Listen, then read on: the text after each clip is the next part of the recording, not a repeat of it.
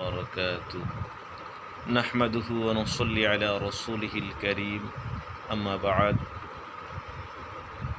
قال النبي صلى الله عليه وسلم أنا عثمان رضي الله تعالى عنه قال رسول الله صلى الله عليه وسلم خيركم من تعلم القرآن وعلمه رواه البخاري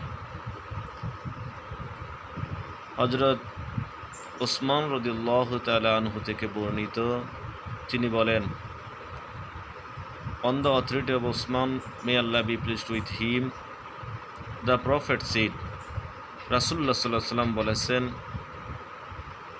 The best among you are those, তোমাদের মধ্যে সেই ব্যক্তি উত্তম, who learns, যে শিখে, দ্য কোরআন শিখে, and teach, এবং শিক্ষা দেয়, ইট এটা, টু আদার্স, অন্যদেরকে।